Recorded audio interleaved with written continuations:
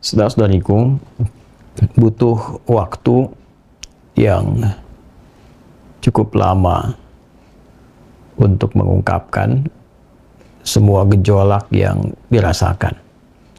Rasa geram, amarah, dan pada saat yang bersamaan juga kita selalu sebagai muslim tertuntun untuk menyikapi segala hal dengan hikmah. Ud'u ila sabili rabbika bil hikmah. Demikian Allah sampaikan di Quran surah ke-16 An-Nahl di ayat 125. Ajak siapapun untuk memahami hukum-hukum dalam Islam, untuk mengenal Allah Subhanahu wa taala dengan hikmah. Para ulama mendefinisikan hikmah setidaknya secara singkat, al-isabatu fil aqwal wal a'fal wa wad'u kulli syai'in fi mahalli. Kesesuaian atau konsistensi antara perkataan dan perbuatan, serta kemampuan untuk menyikapi berbagai hal sesuai dengan porsi dan konteksnya. Dalam situasi yang terjadi di Palestina kini, dan hal yang kita ketahui bersama bahkan mengguncang dunia dalam waktu dekat yang telah berlalu, adalah pengeboman yang dilakukan oleh pihak pendudukan, pihak penjajah Zionis pada satu rumah sakit yang kita ketahui bersama dan telah menyebar videonya tanpa perlu kami tegaskan dan gambarkan situasinya yang tidak mudah untuk mengungkapkan itu semua karena sudah melewati batas-batas kemanusiaan.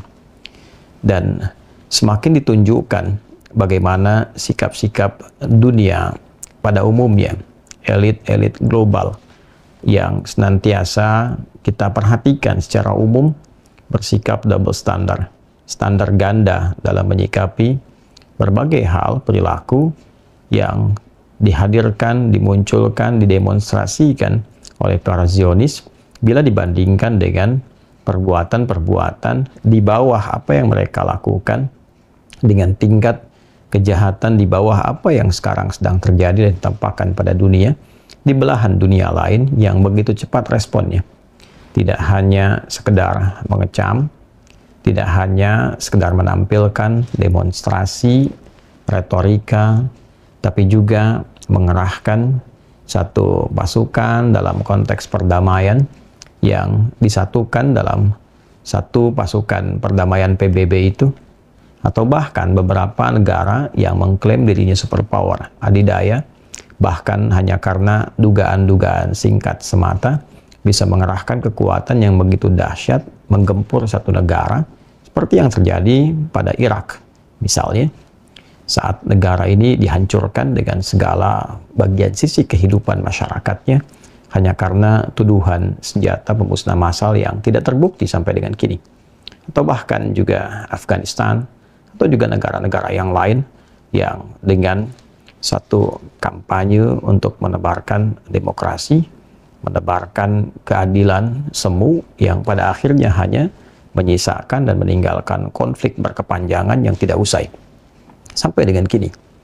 Bila dibandingkan dengan itu semua, respon yang kita lihat dari berbagai pihak elit global, terutama bila kita katakan secara umum di Barat, baik itu Amerika dan Eropa, nampaknya tidak senafas, tidak seimbang, tidak sejalan dengan berbagai hal yang terjadi dan disikapi oleh mereka pada sebelum-sebelumnya. Walaupun Palestina, saat saya mengunjungi PBB itu, kita bisa mendapati kampanye perdamaian, kebebasan, bahkan juga harapan-harapan untuk menjadikan Palestina ini menjadi satu negara merdeka. Dan itu bisa Anda saksikan ketika Anda berkunjung ke gedung PBB, tertuang dalam satu catatan dinding yang sangat nampak, dan juga perjalanan sejarahnya bisa kita lihat ya sampai dengan kini. Satu bagian besar satu tembok yang bisa diakses oleh siapapun yang melewatinya. Kini di Palestina, kita dihadapkan langsung pada dua peristiwa yang bersamaan, kematian dan kehidupan. Dan di titik itulah kemudian ayat ini berlaku untuk menguji kita, sejauh mana kita mampu belajar dari peristiwa itu. Sehingga kita mampu melihat juga dunia secara global. Apa yang sedang terjadi pada sisi kemanusiaan di era kini. Kita bisa saksikan dengan mudahnya seseorang menghancurkan, melakukan genosida, bahkan pada titik-titik yang rasa-rasanya tidak layak untuk dilakukan dan diterima sebagai seorang manusia. Jika ada orang berkata bahwa, oh ini respon dari satu serangan yang terjadi, maka secara bijak bisa kita katakan, kenapa orang ini menyerang? Apa latar belakangnya? Karena manusia tidak mungkin melakukan tindakan-tindakan yang buruk, perilaku-perilaku menyimpang, tanpa ada sebab. Bagaimana mungkin seseorang yang tinggal di satu rumah, kemudian rumah itu didatangi oleh beberapa pihak, yang memiliki rumah, tuan rumah, lalu kemudian dikeluarkan, diminta paksa untuk keluar. Orang baru kemudian masuk menempati, mengklaim itu bagian dari rumahnya. Dengan senyamannya dia merubah posisi rumah, bahkan sebagian menghancurkan bagian-bagian dari rumah, menggantinya dengan sesuai dengan selera yang ia kehendaki. Maka bila kemudian tuan rumah melakukan perlawanan, mempertahankan tempat dia tinggal, mempertahankan bumi pertiwi baginya, tempat ia berpijak, apakah dikatakan itu sesuatu yang keliru? Indonesia berjuang mengatasi penjajahan. Bagaimana kemudian para pejuang itu bereaksi ketika orang-orang yang datang ke negeri yang tercinta ini melakukan perampasan, penjarahan, dan secara pribadi saya pernah mengunjungi tempat dari satu entitas yang menjajah negeri kita itu. Bahkan saya hadir ke tempat betul-betul jelas dari VOC itu. Datang ke Belanda, datang ke Delft, kemudian melihat bagaimana kantor VOC, bagaimana gudangnya dan sebagainya. Sehingga kita bisa merefleksikan bagaimana mereka datang sampai ke negeri kita tercinta. Merampas berbagai hal, menghancurkan, membumi hanguskan, kemudian menuduh orang-orang yang mempertahankan sebagai kriminal, sebagai teroris, memecah belah dan sebagainya. Tapi apa yang terjadi pada semangat bangsa kita pada masa itu? Mereka berjuang semaksimal mungkin. Apakah ketika orang-orang yang berjuang itu, Bung Karno dengan diplomasinya, retorikanya, Bung Hatta demikian pula dengan lobbynya, lalu ada Bung Tomo yang menggerakkan dengan gelegar takbirnya sampai terjadi peristiwa 10 November itu, lalu Jenderal Sudirman yang melakukan gerilya, demikian juga Umar Wirahadikusuma yang membentuk dan memimpin pemerintahan darurat, melakukan gerilya dari hutan ke hutan. Apakah kita tega akan menyebut mereka sebagai orang-orang yang memberontak? Jika mereka kemudian berjuang dengan cara yang benar, menjaga kehormatan, menjaga etika-etika, bahkan dalam konteks mereka berjuang, lalu dituduh sebagai teroris, dituduh sebagai kriminal, dituduh sebagai pemberontak, namun mereka tetap berjuang, sehingga terlahirlah atas berkat rahmat Allah yang Maha Kuasa, Negara Kesatuan Republik Indonesia ini. Dan kita melabeli mereka semua yang telah berjuang sebagai pahlawan nasional. Bahkan kita siapkan dan tempatkan serta namai makam-makam mereka dengan taman makam pahlawan. Mereka adalah pahlawan. Dan yang paling menarik, bukan hanya Palestina. Berulang kali saya mengingatkan supaya kita tidak melupakan sejarah. Jas merah, jangan pernah lupakan sejarah. Bagaimana seorang mufti besar di Yerusalem yang saya sering viralkan, sering saya sebut-sebut, yang sangat luar biasa, bahkan dia menyampaikan satu dukungan bukan di tempat dia berpijak, tapi di negeri lain yang sedang dia berada di dalamnya, melalui radio di Jerman itu, Syekh Muhammad Al-Amin Al-Husaini. Begitu luar biasanya bagaimana beliau memberikan dukungan yang sangat kuat untuk kemerdekaan negara Republik Indonesia. Dan berulang kali kita sampaikan hal demikian. Saat sekarang Allah menampilkan situasi yang berbeda di tempat lain di Palestina, baik itu di Gaza ataukah di tepi barat atau Palestina pada umumnya. Mereka sedang berjuang di situasi yang sama, yang serupa dengan yang pernah kita alami dahulu. Lalu mereka berjuang saat tanah mereka dirampas, kemudian tempat mereka di bumi hanguskan. Bukan saat ini saja, berulang kali. Kemana mata dunia? Berulang kali tempat itu dibom, dieksekusi, dipersekusi. Berapa banyak perempuan yang dilecehkan, berapa banyak ribuan bahkan yang ditawan, dari anak-anak sampai orang dewasa, tanpa alasan yang jelas. dibawa dan sebagainya. Dan berita-berita yang dulu pernah kita alami sekarang dibalik, hoax bertebaran.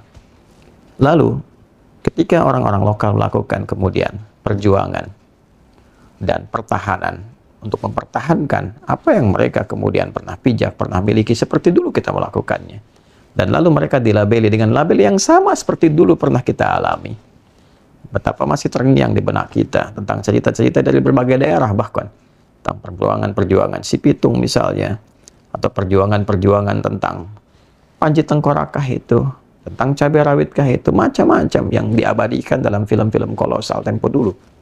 Ya, sekarang situasinya berubah.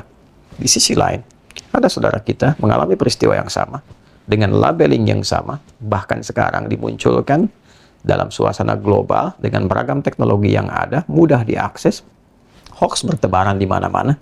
Dulu juga hoax banyak disampaikan, banyak penipuan disampaikan. Bukankah Pangeran Diponegoro juga ya kemudian dijebak dalam satu penipuan yang fenomenal sampai sekarang kita kenal? Beberapa kemudian ada yang dieksekusi, bahkan ada satu kepala Demang yang sampai sekarang belum dikembalikan kepada ahli warisnya, kepada keluarganya. Ya, dan masih ada sampai sekarang di Belanda satu museum kepala seorang Demang dari negeri ini yang masih belum kembali kepada keluarganya. Sekarang kita kembalikan pada konteks Palestina dengan label yang sama. Baru-baru kita saksikan kemarin satu yang dilalat. Ada bayi-bayi yang katanya kemudian dipenggal. Ada isu-isu yang lain yang ternyata setelah diverifikasi semuanya adalah hoax. Lalu yang terjadi kekinian rumah sakit. Dan ini adalah sudah melampaui nilai-nilai kemanusiaan. Kita tidak berbicara tentang agama konteks ini. Ya, karena di Palestina pun bukan hanya Muslim. Ada Kristennya. Ya. Ada juga selain entitas itu sebuah, dan ini sudah melampaui nilai-nilai keyakinan, sudah masuk kepada nilai kemanusiaan yang lebih luas. Ya, bagi umat Islam itu punya satu ajaran, dimanapun mereka menempat, mereka mesti mencintai, menjaga, dan memakmurkan bumi yang dipijak. Saya, Anda, kita orang Indonesia, maka kita punya kewajiban mencintai negeri ini, memakmurkannya. Jadi umat Islam itu tidak perlu diajari doktrin cinta negara. Karena memang ajarannya sudah mendoktrin dia untuk cinta negaranya. Jadi apa yang diberikan secara formal oleh negara itu menguatkan bagi umat Islam. Karena sejatinya seorang Muslim itu mesti mencintai negaranya. Dia menjaganya. Karena itu orang pertama yang akan membela negara dengan semangat jihadnya, semangat juangnya sampai nafas terakhirnya, itu insya Allah orang Islam akan selalu berada di saf pertama, di barisan yang pertama. Ya, silahkan cek kembali file-file sejarah kita, dokumentasi tentang sejarah jihad, dokumentasi tentang resolusi jihad. Ya, dan kami pun saat di Eropa kemarin begitu banyak menyaksikan dokumentasi-dokumentasi hasil-hasil perjuangan orang-orang hebat di masa lalu yang mereka membawa nafas agamanya untuk mencintai negerinya. Ya, baik itu dari segi benderanya, baik itu dari segi kemudian perlawanannya, kampanyenya, dan itu diniatkan demi menaati Rabbnya. Karena itulah dituangkan dalam pembukaan Undang-Undang Dasar itu atas berkat rahmat Allah yang Maha Kuasa. Nah, hal yang sama terjadi kemudian di Palestina. Apakah itu kemudian Hamas ataukah faksi-faksi perjuangan yang lainnya, ya, dan sebagainya, semua membawa spirit ya untuk mencintai negerinya atas dasar ibadah kepada Allah untuk menjaga, memakmurkan, mencintai, melindungi. Situasi ketika dibalik mereka berjuang. Nah, di titik inilah kemudian ketika dulu Mufti Yerusalem dari Palestina memberikan dukungannya. Apakah salah kemudian sebagai anak negeri orang Indonesia kini kita memberikan spirit yang sama, dukungan yang serupa, minimal kita dengan doa, ya minimal dengan doa, apa yang bisa kita kirimkan, kita mohonkan. Lalu sekarang orang-orang yang Allah amanahi jabatan-jabatan dalam kehidupan, baik di negeri ini ataupun di luar negeri ini, dunia-dunia Muslim pada umumnya, dan itu akan dihisab, Maka setidaknya dalam konteks ini mesti tentu memberikan suara yang saya sangat punya keyakinan insya Allah Indonesia juga sudah bersuara, ya, baik melalui Menlu ataupun aspek yang lainnya. MUI juga sudah bersuara, lalu perwakilan-perwakilan yang lainnya sudah bersuara. Saya harap bukan orang Islam saja, tapi juga dari non-Muslim, kita semua menjadi satu kesatuan Indonesia untuk menyuarakan ini. Ya, yang dibom itu kan rumah sakitnya, rumah sakit Baptis itu, ya, yang kita saksikan kemarin yang 500 orang meninggal dan sebagainya. Jadi saya pikir tidak harus kita kemudian membatasi pada satu kontribusi yang dibatasi oleh nilai-nilai keagamaan semata, karena ini sudah melewati batas-batas itu dan sudah menyentuh nilai kemanusiaan. Cukup menjadi manusia untuk kita lihat bahwa ini sesuatu yang ditampakkan kepada kita yang tidak benar, ya, yang sudah melewati batas. Karena itu, bagi umat Islam, kita sekarang diminta oleh Allah untuk melihat bagaimana orang-orang yang berjuang di sana, yang mereka sangat menghormati usia yang Allah berikan kepada mereka untuk dijaga dengan kehormatan. Dan di antara kehormatan itu sikap terhormatnya dengan berjuang. Ya, tentu kita mengharapkan kehidupan yang damai. Dan kedamaian itu tentu harus diciptakan dengan kontribusi semua pihak dari luar. Ya, itu yang menempatkan kita berkeadilan. Semua punya semangat yang sama untuk merdeka dan tidak standar ganda. Ya, yang ini diperlakukan seperti ini, yang lain demikian. Bagaimana mungkin bisa mengatakan jangan semua negara ikut campur, tapi saat yang bersamaan Anda mengirimkan kapal induk dan sebagainya, memberikan fasilitas, memberikan senjata, itu sesuatu yang tidak konsisten. Karena itu yang perlu dilakukan saat ini adalah, saya kira kita sebagai warga negara Indonesia berpedoman kepada Undang-Undang Dasar 1945, kemudian Dasar Pancasila, yang juga mengamanahkan kepada kita untuk menjadi warga global yang cinta perdamaian dan kita anti penjajahan, bahwa penjajahan di atas dunia harus dihapuskan karena tidak sesuai dengan peri kemanusiaan dan peri keadilan. Dan kita telah mengalami itu, ya, dengan jangka waktu yang sangat panjang dan melahirkan luka kehidupan yang juga lestari sampai dengan kini, diingat oleh anak cucu. Dan setiap melewati makam pahlawan teriris hati kita, bagaimana mengingat semua itu. Dan sekarang dihadapkan pada kita satu keadaan, ya, di Palestina pada khususnya. Dan yang kedua, penting disadari bahwa kita bersyukur, khususnya bagi umat Islam, sangat kita bersyukur menjadi muslim. Karena pada saat ini kita diuji tingkat keimanan kita, ya, diukur parameter keimanan kita, setidaknya untuk merasakan dan mengamalkan bahwa muslim dimanapun menjadi satu tubuh. Ketika sakit satu bagian, yang lain merasakan yang sama. Dan tentu obatnya proporsional. Obatnya proporsional, tidak melebihi kapasitas dari apa yang bisa kita lakukan. Ya, yang berjuang secara fisikal ada di Palestina, yang berjuang dengan doa bisa kita lakukan, yang berjuang dengan harta, yang berjuang dengan diplomasi, apa yang bisa kita lakukan. Ya pun demikian, Indonesia mesti merasa juga bersyukur. Sekali lagi, Indonesia mesti merasa bersyukur dianugerahi oleh Allah mayoritas umat Islam di negeri ini yang punya doktrin cinta, bela, dan makmurkan negaranya. Maka senantiasa harus dijaga orang-orang Islam ini. Saya memohon kepada semua pihak dalam satu dinamika politik yang sekarang terjadi dalam negeri, jangan sampai memecah belah umat Islamnya. Saya ulangi lagi, jangan sampai memecah belah umat Islam di bumi Indonesia ini. Mohon dijaga persatuan.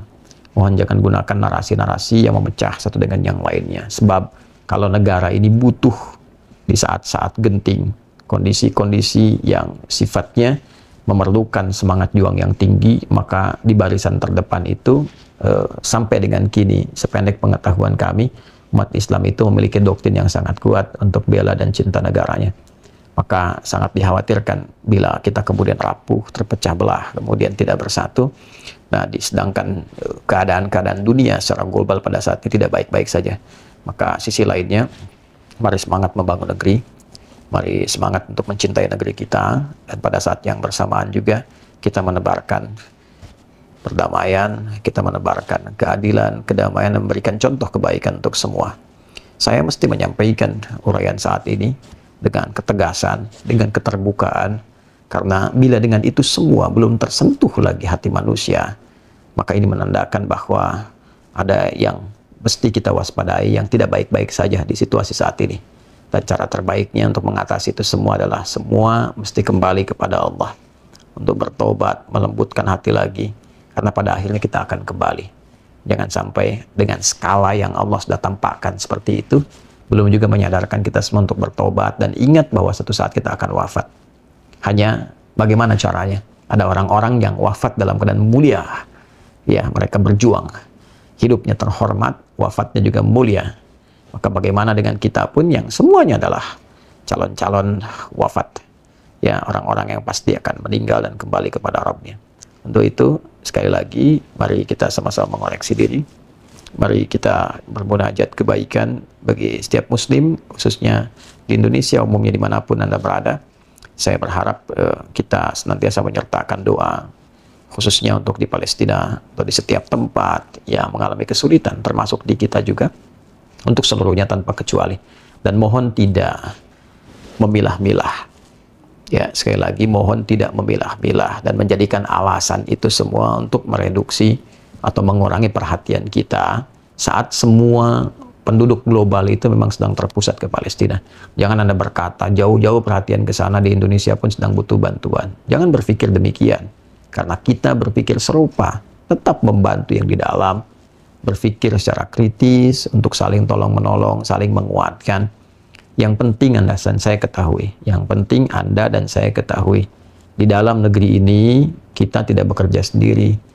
Ada pemangku kebijakan, ada tanggung jawab, ada undang-undang, fakir miskin dan anak-anak terlantar dipelihara oleh negara. Kita membantu negara, ya, pada setiap level yang bisa kita lakukan. Sekarang di Palestina negaranya dihancurkan, tidak ada perhatian. Siapa yang bisa bergerak?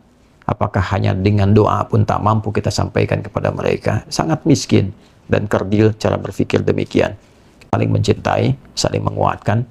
Pada saat yang sama, kita adalah warga global yang patut berpartisipasi dalam konteks menjaga perdamaian dunia.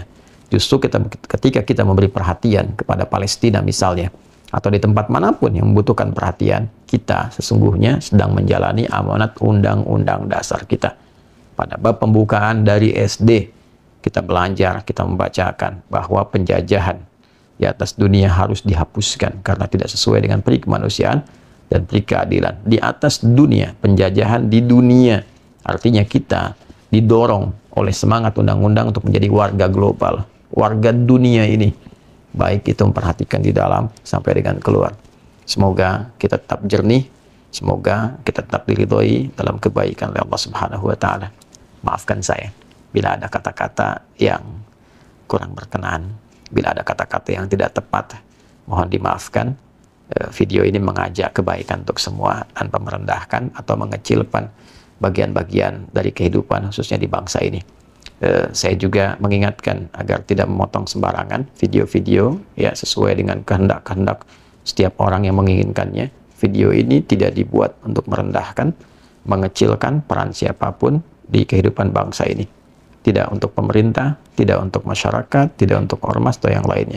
Video ini mengajak kita semua untuk bersatu, menjauhkan diri dari perpecahan, menguatkan bangsa kita, mencintai itu semua, dan menebarkan kedamaian, keadilan, dan kebaikan untuk seluruh bagian dari dunia. Terima kasih. Semoga Allah muliakan.